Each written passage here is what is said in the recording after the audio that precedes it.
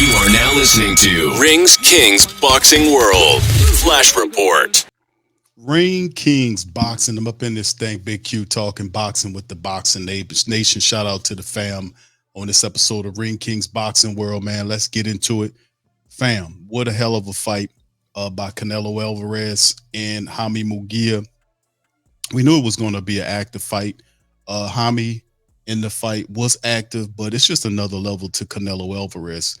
I think getting punched on a lot by Jaime kind of woke Canelo up early on, and he's still, and that's one thing about Canelo Alvarez that people can't really get past is the fact that Canelo has a rock chin and then he has dynamite in both fists. He's also a really intelligent fighter. You seen Canelo putting some combinations together, and he was taking his shots when he needed to. Jaime was just trying to chop away at the tree. He was hitting Canelo with some shots, but ultimately after the first couple of rounds, Canelo Alvarez just settled in, and you really seen the ring generalship. You really start seeing the veteran experience and the ring IQ start to take over as he just totally dispatched Jaime Munguia and dropped him for the first time in his career and battered Jaime Munguia and just won the fight in impressive fashion. So just to talk about that, man, it was really, really nice fight by Canelo Alvarez against a younger fighter. And Jaime was a guy that a lot of people like, and a lot of people believe Jaime wasn't wasn't a truly tested fight. I disagree. I like the fight he had against Ryder, really beat him up. And then, of course, he got his shot against Canelo Alvarez, and you could see the levels between the two, and we knew it'd be well off. But in the end, it just was just what it was, as Canelo Alvarez was able to get the win, a unanimous decision win over Jaime Munguia. So that was really interesting, to be honest with you. But what I don't want to really focus on that aspect of the breakdown in the show. What I want to really touch on is what's next for Canelo Alvarez. As you can see in this video right here, you can see this is David Benavidez sitting, watching the fight. And of course, he kind of looks off in the distance. He's watching the fight, and Canelo Alvarez kind of looks in his direction and kind of looks at him and says, kind of does like a head nod thing to him. And then it came out that pretty much David Benavidez said that, man, Canelo Alvarez is afraid of me. I don't know if he's afraid of him, but I know that Canelo Alvarez is no fool. David Benavidez is a dangerous fighter for Canelo Alvarez. And we talk about cherry picking. That's nothing new in boxing. A lot of them guys cherry pick, but this is the fight that everybody wants to see. They want to see David Benavidez against Canelo Alvarez. I don't think we're going to see that fight right away. He said some ridiculous amount of money that he threw out there. It was like way, 2 times. I want to say at least 2 or 3 times more than what he usually gets is what he wanted just to fight David Benavidez, which is basically saying, I'm not going to do it. You're not going to do it. I can pick whoever I want.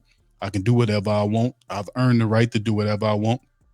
And listen, and that's true to a degree, but beating up on Jaime Munguia, and it was an interesting fight on Cinco de Mayo weekend. It was a very interesting fight. But in the end, the fight that we really want to see is the David Benavidez fight. And David Benavidez is not going to wait around.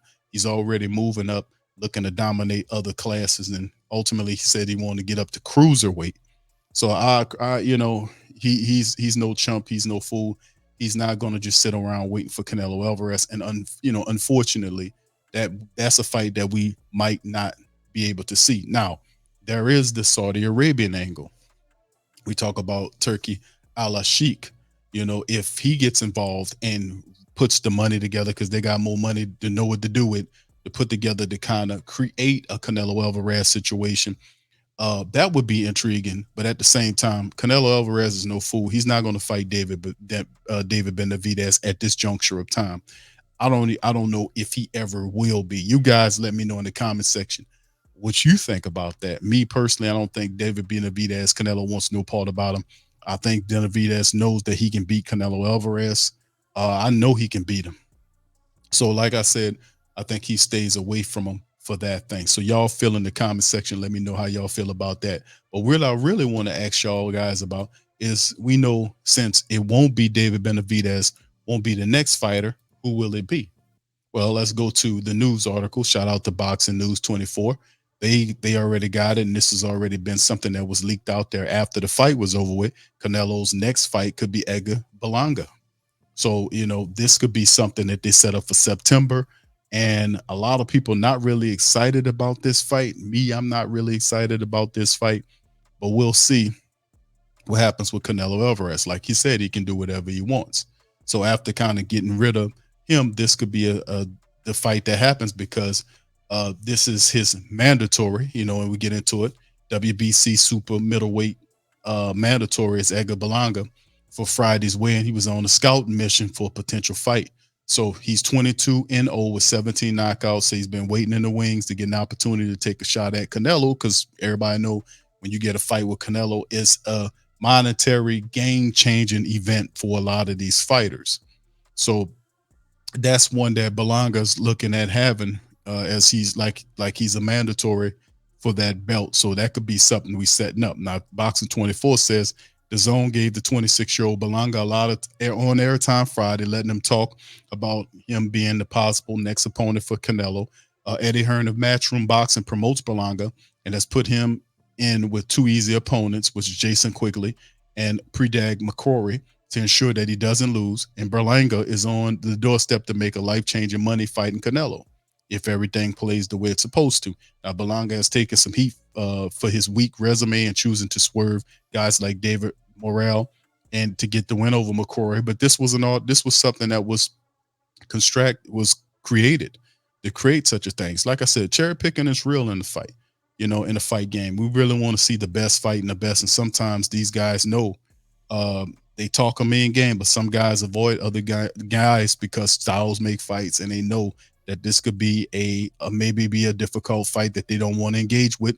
And sometimes these guys want to hold the belt a little longer, so they kind of skirt some of these difficult opponents. Now, listen, Canelo Alvarez is not a chicken to me. A lot of people call him duck sauce and all this kind of stuff. Most of these fighters do duck. They do avoid, or not avoid, but pretend to not want to fight other guys that they know they're supposed to. And there's a laundry list of guys that fights we should have seen happen already. But some of the promoters and the people that handle the fighters know that this guy is dangerous. You want to stay away from this guys, and that's nothing new. That goes all the way back in the day. What do you guys think about this? The next fight, instead of it being against Edgar Berlanga, should it be against David Benavidez? Y'all chime in the section and let me know how y'all feel about the Canelo win over Jaime Munguia, and who you think should be the next opponent for Canelo Alvarez. Put it in the comment section. Also, feel free to hit the like button, hit the subscribe button, hit the share button, and make Ring Kings Boxing one of your favorite boxing podcasts. I'm Big Q, and I'm a part of this one. Peace. Subscribe now and make Ring Kings Boxing your source for all the latest fight news.